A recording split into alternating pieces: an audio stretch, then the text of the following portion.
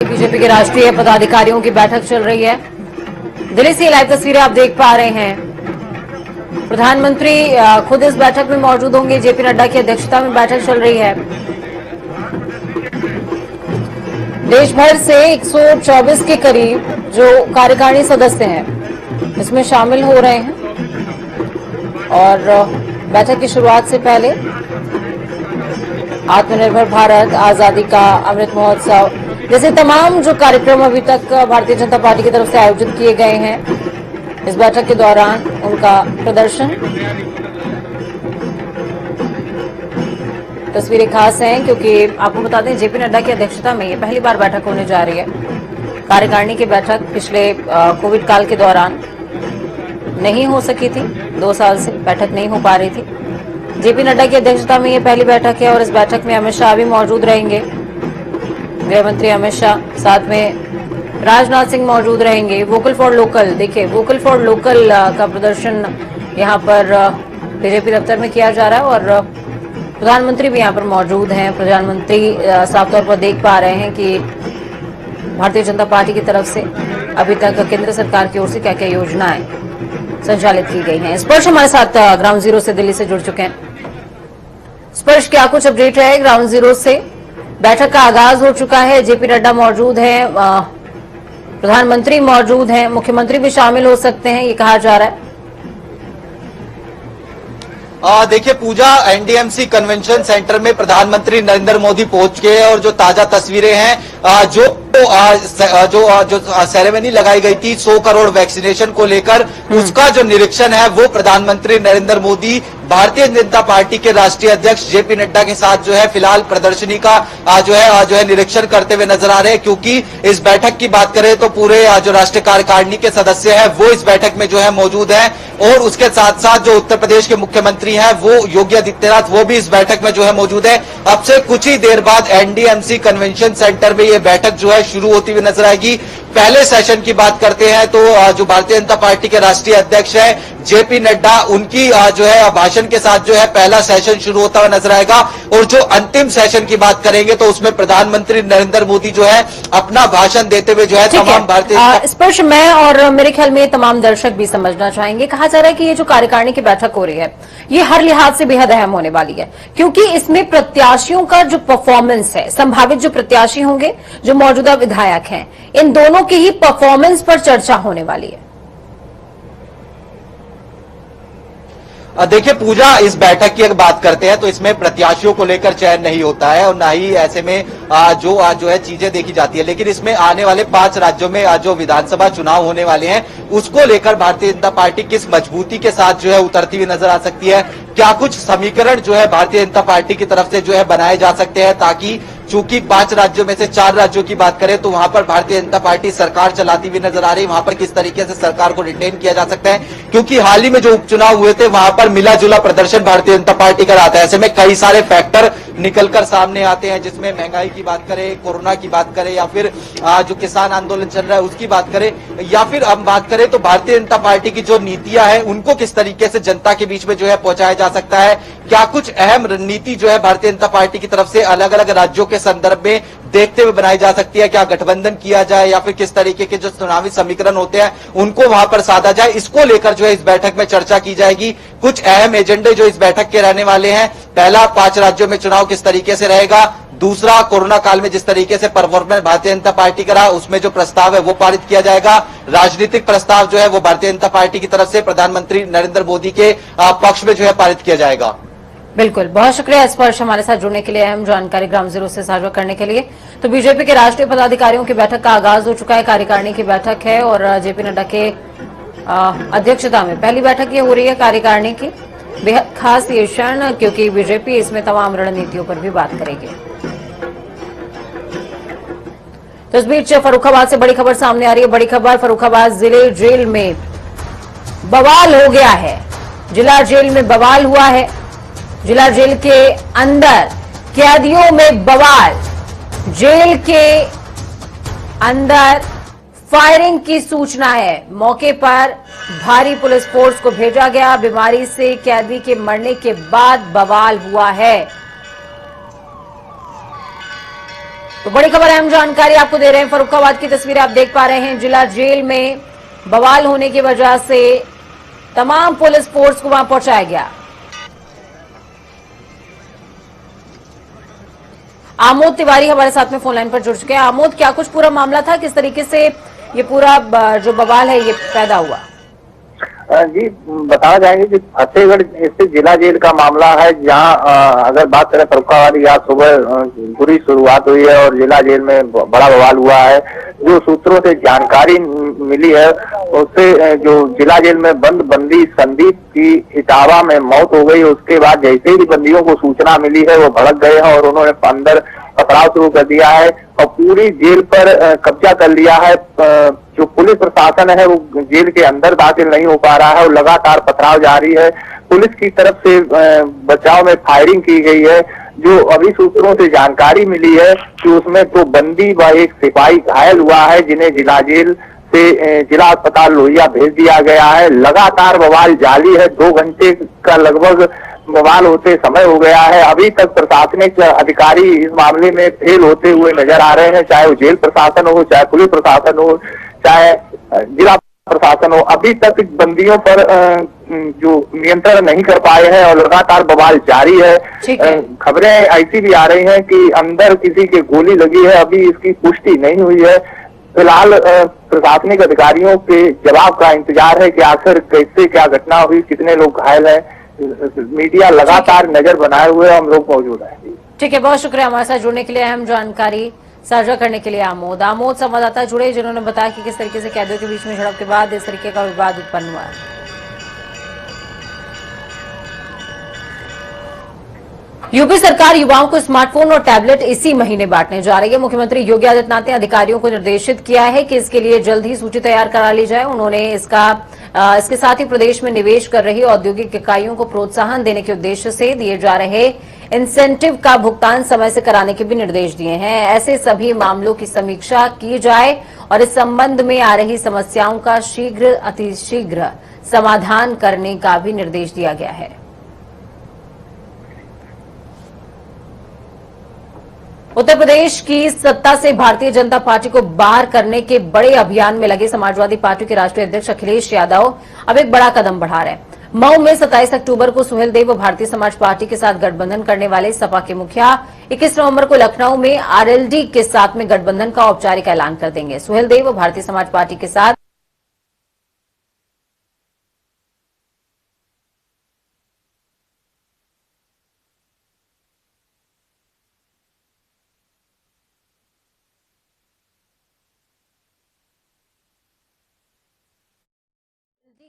में गठबंधन का औपचारिक ऐलान कर देंगे। सुहेलदेव भारतीय समाज पार्टी के साथ गठबंधन करने के बाद पूर्वांचल में अपना गढ़ मजबूत करने वाले अखिलेश यादव ने पश्चिम उत्तर प्रदेश में अपने पुराने साथी राष्ट्रीय लोक दल के साथ गठबंधन का फैसला किया है। समाजवादी पार्टी और राष्ट्रीय लोक दल के बीच गठबंधन का ऐलान 21 नवंबर को लखनऊ के ताज होटल में होगा।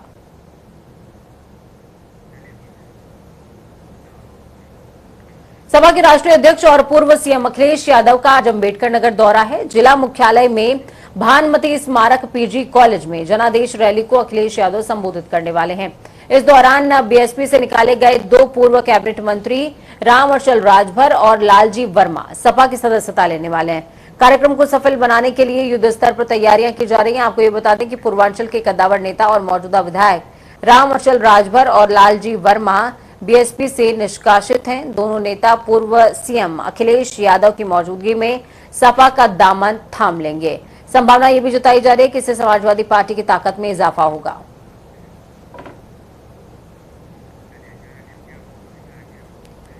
चलिए ग्राउंड जीरो का रुख करते हैं। अनिल के अंकुर हमारे साथ आटिया फोर्स से लाइव जुड़ चुके हैं हमारे साथ में। क्या कुछ अपडेट है अनिल जी, क्योंकि समाजवादी पार्टी लगातार अपने कुनबे में इजाफा कर रही है और ताकत बढ़ती हुई नजर आ रही है। देखिए पूजा, सबसे बड़ी बात यह है कि अखिलेश यादव 9 बजे के करीब लखनऊ से यहाँ के लिए रवाना हो चुके हैं और चूंकि ये लगभग यहाँ से तो बस 200-250 किलोमीटर दूर है। और जैसे इस स्थिति में बता दूं कि मैं अम्बेडकर नगर पे मौजूद हूँ यहाँ पे, और यहाँ पे जो रैली है, लालजी वर्मा बहुजन समाज पार्टी के नेता प्रतिपक्ष हुआ करते थे और रामअचल राजभर बहुजन समाज पार्टी के प्रदेश अध्यक्ष थे। तो ये दोनों नेता अब बड़े कद्दावर नेता है, अपने समुदाय में, अपने समाज में इनके अच्छी पकड़ है। लालजी वर्मा में कुर्मियों की अच्छी पकड़ समझी जाती है, और जो इस बेल्ट के कुर्मी है जिनमें उनकी अच्छी पकड़ है। इसी प्रकार राजभर, क्योंकि एक राजभर का एक समुदाय जो मऊ और आजमगढ़ के पास में था, और दूसरा राजभर जो अड्डा जो यहाँ पे है, जो पिछड़ों में आता है, ये इलाका भी रामचंद्र राजभर के में है। तो निश्चित रूप से ये समझा जा सकता है कि राजभर और ओबीसी में किस तरीके से अखिलेश यादव अपनी पकड़ बना रहे हैं। मैंने पहले बताया था कि अखिलेश यादव अब उस व्यवस्था को दूर करने की कोशिश कर रहे हैं कि जिसपे ये आरोपित किया जाता था कि समाजवादी पार्टी केवल यादव की पार्टी है, इसीलिए उन्होंने अब राजभर है, कुर्मी है, लालजी वर्मा है, गंगवार है, और भैरव सिंह गंगवार है, ऐसे तमाम नेताओं को अलग अलग जोड़ा है, नरेश उत्तम को जोड़ा है, जो तो अलग अलग जातियों को, अलग अलग ओबीसी को जोड़ने की कोशिश किया, निषाद को जोड़ रहे हैं। तो ऐसी स्थिति में ये रैली आज की निश्चित बहुत महत्वपूर्ण मानी जा रही है। जिस तरीके से यहाँ पे भीड़ बताई जाती है, मतलब बहुत बड़ी संख्या में भीड़ जुड़ेगी। अभी थोड़ी देर में रैली शुरू हो जाएगी, आपको जब मैं वहां से दर्शन दिखाऊंगा, भेजूंगा कि किस तरीके से आयोजन होता है। लेकिन ये रैली आगामी चुनाव में, मतलब ये जो व्यवस्था हो रही, जो अखिलेश यादव की जो कोशिशें हैं, आगे आने वाले विधानसभा चुनाव में अत्यंत महत्वपूर्ण भूमिका निभाएंगी। जी पूजा, बहुत शुक्रिया हमारे साथ जुड़ने के लिए, अहम जानकारी साझा करने के लिए। खबरों में आगे बढ़ेंगे। प्रगतिशील समाज पार्टी के राष्ट्रीय अध्यक्ष शिवपाल सिंह यादव की सामाजिक परिवर्तन यात्रा आजमगढ़ जिले में 13 नवंबर को पहुंच रही है। इस परिवर्तन यात्रा के बहाने 2022 के विधानसभा चुनावों की नब्ज टटोलेंगे। अपने भतीजे अखिलेश यादव के गढ़ आजमगढ़ में ये यात्रा 14 नवंबर तक रहने वाली है। इस परिवर्तन यात्रा में जिले के प्रसिद्ध भंवरनाथ मंदिर से निकलकर कंधरापुर, कप्तानगंज होते हुए अतरौलिया पहुंचेगी। अतरौलिया में शिवपाल यादव जनसभा को संबोधित करेंगे। प्रसपा के प्रदेश के महासचिव रामदर्शन यादव ने बताया है कि प्रसपा की सामाजिक परिवर्तन यात्रा डॉक्टर राम मनोहर लोहिया की पुण्यतिथि 12 अक्टूबर से मथुरा से निकल चुकी है। प्रदेश के सभी जनपदों से होते हुए ये यात्रा आजमगढ़ जिले में 13 नवंबर को पहुंचेगी और 14 तक रहेगी। सुल्तानपुर पहुंची सांसद मेनका गांधी ने महंगाई को लेकर अपनी ही सरकार को कटघरे में खड़ा कर दिया। सांसद मेनका गांधी ने कहा कि पेट्रोल का दाम कम हुआ है, इसी तरीके से रसोई गैस का दाम भी घटाया जाना चाहिए। इस दौरान उन्होंने कई गांवों में जन चौपाल के माध्यम से लोगों की समस्याएं सुनी और उनका निराकरण भी किया है। इस दौरान सदस्यता अभियान पर भी उनका जोर रहा। मेनका गांधी इसौली विधानसभा क्षेत्र के दहली, चंदौर, इटावा, मुलनापुर, मझवारा और अमौजा, सरपुर और मठिया बहादुरपुर जैसे तमाम क्षेत्रों में निषाद बस्ती में जन चौपाल के माध्यम से ग्रामीणों से रूबरू सीधे तौर पर होंगे। प्रधानमंत्री के और मुख्यमंत्री जी के कि उन्होंने ये राहत दी है, और मेरी उनसे विनम्र निवेदन है कि गैस प्राइसेस में भी ये थोड़ा सा कम करके औरतों को राहत देता है। मैं मोदी जी और योगी जी दोनों का धन्यवाद। तो वहीं उत्तराखंड में आगामी विधानसभा चुनावों को लेकर आज कार्य समिति की बैठक बुलाई गई, जिसमें आगामी चुनावों पर चर्चा हो रही है। वहीं इस बैठक में बूथ स्तर पर जुड़े कार्यकर्ताओं को जीत का मंत्र दिया जाएगा। हाल ही में कुछ राज्यों में उपचुनाव के परिणाम से भाजपा को लगे झटके के बीच ये बैठक हो रही है।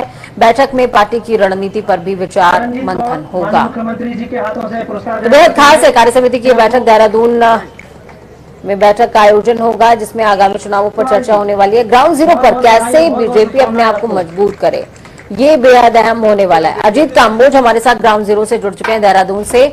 अजीत, क्या कुछ अपडेट है ग्राउंड जीरो से? बिल्कुल पूजा, अब से कुछ ही देर बाद ठीक 11 बजे राष्ट्रीय कार्य समिति की बैठक होने जा रही है, जिसमें उत्तराखंड भाजपा की अगर बात की जाए तो कुल 13 सदस्य, 13 नेता ऐसे हैं जो राष्ट्रीय कार्यकारिणी में सदस्य है, जिसमें मुख्यमंत्री पुष्कर सिंह धामी है, प्रदेश अध्यक्ष मदन कौशिक है, पूर्व मुख्यमंत्री की अगर बात की जाए विजय बहुगुणा, त्रिवेंद्र सिंह रावत, ये कुछ लोग ऐसे हैं जो राष्ट्रीय कार्यकारिणी में सदस्य हैं और सभी इस वक्त भाजपा प्रदेश कार्यालय में मौजूद हैं, जहां पर कुछ ही देर बाद ठीक 11 बजे बैठक शुरू होने जा रही है। उत्तराखंड भाजपा के सभी नेता वर्चुअल माध्यम से राष्ट्रीय कार्यकारिणी में शामिल हो रहे हैं और आने वाले चुनाव में कितनी भूमिका होगी उत्तराखंड प्रदेश में राष्ट्रीय नेतृत्व की, उसको लेकर यहाँ पर चर्चा होगी। हालांकि राष्ट्रीय नेतृत्व की तरफ से तमाम दिशा निर्देश समय समय पर उत्तराखंड भाजपा को मिलते रहे हैं और बड़े नेताओं का भी उत्तराखंड आने जाने का सिलसिला शुरू हो चुका है। तो ऐसे में उम्मीद ये है कि राष्ट्रीय कार्यकारिणी में जब इन विषयों को लेकर चर्चा होगी होगी तो काफी कुछ खास होगा। और अब जब कुछ ही देर बाद ये बैठक शुरू होगी तो इसमें प्रधानमंत्री नरेंद्र मोदी का संबोधन होगा, राष्ट्रीय अध्यक्ष जेपी नड्डा का संबोधन होगा, तो उत्तराखंड को लेकर भी इसमें चर्चा होने की उम्मीद है। और उत्तराखंड की तरफ से जब बात रखी जाएगी तो प्रदेश अध्यक्ष मदन कौशिक, मुख्यमंत्री पुष्कर सिंह धामी, तमाम बड़े नेता राष्ट्रीय कार्यकारिणी में सदस्य है, तो इनकी तरफ से क्या कुछ बातचीत यहाँ पर होगी। तो इन सब विषयों को लेकर अब से कुछ ही देर बाद बैठक शुरू होनी है और लगभग 4 से 5 घंटे की ये बैठक होनी है। बिल्कुल, इस बैठक में काफी कुछ तय होने वाला है कि आगामी रणनीति कैसे होने वाली है। बहुत शुक्रिया अजीत हमारे साथ जुड़ने के लिए, हम जानकारी साझा करने के लिए। मुख्यमंत्री पुष्कर सिंह धामी ने आगामी 9 नवंबर को आयोजित होने वाले राज्य स्थापना दिवस समारोह को गरिमा के साथ आयोजित किए जाने के निर्देश दिए हैं। शनिवार को मुख्यमंत्री पुष्कर सिंह धामी ने मुख्यमंत्री आवास में आयोजित बैठक में निर्देश दिए कि राज्य स्थापना दिवस को उत्तराखंड महोत्सव के तौर पर आयोजित किया जाए। 1 सप्ताह तक आयोजित होने वाले इस महोत्सव के दौरान राजधानी से लेकर न्याय पंचायत स्तर तक कार्यक्रमों को आयोजित किया जाए। मुख्यमंत्री ने इस अवसर पर उत्तराखंड गौरव पुरस्कार प्रदान किए जाने की भी बात कही, जिसमें राज्य के विभिन्न क्षेत्रों में उल्लेखनीय योगदान देने वाले प्रतिष्ठित लोगों को पुरस्कृत किया जाएगा। 10 नवंबर को कांग्रेस हल्द्वानी से विधानसभा चुनाव 2022 का बिगुल फूंकने जा रही है। विजय संकल्प शंखनाद रैली 10 अक्टूबर को हल्द्वानी के रामलीला ग्राउंड में आयोजित होगी, जिसमें कांग्रेस प्रदेश प्रभारी देवेंद्र यादव, प्रदेश अध्यक्ष गणेश गोंदियाल, पूर्व मुख्यमंत्री हरीश रावत समेत तमाम दिग्गज मौजूद होंगे। विजय संकल्प शंखनाद रैली में हाल ही में कांग्रेस में शामिल हुए नेता यशपाल आर्य और नैनीताल से निवर्तमान विधायक संजीव आर्य का सम्मान समारोह भी आयोजित किया जाएगा। जनसभा रैली जो हल्द्वानी में होने जा रही है, विजय संकल्प शंखनाद, ये जो महत्वपूर्ण रैली है, कांग्रेस के 2022 के विधानसभा चुनावों का विजय का संकल्प लेकर शंखनाद हमारे वरिष्ठ नेतागण यहां पर करेंगे। और अपने आप में आप देख रहे हैं कि हिमाचल की तर्ज पर जिस तरीके से यहां ट्रेंड चलता है, एक तरफा कांग्रेस की एक लहर चलने वाली है और जनता ये समझ चुकी है कि भारतीय जनता पार्टी की सरकार को उखाड़ फेंकना, उसके लिए इसीलिए हमने विजय संकल्प रैली इसका नाम रखा है। और इसमें हम पूर्व प्रदेश के कांग्रेस के अध्यक्ष और पूर्व मंत्री यशपाल आर्य जी और नैनीताल के निवर्तमान हमारे जो विधायक हैं संजीव आर्य जी, इनका स्वागत होगा। और दूसरा जो महत्वपूर्ण बात यह है कि हमारे काफी जो एक्टिव चेहरे हैं राजनीति के, विभिन्न सामाजिक संस्थाओं से जुड़े हुए, पंचायतों से जुड़े हुए, नगर पालिकाओं से जुड़े हुए, वो सारे साथीगण आपको स्टेप वाइज कांग्रेस में आते हुए दिखेंगे।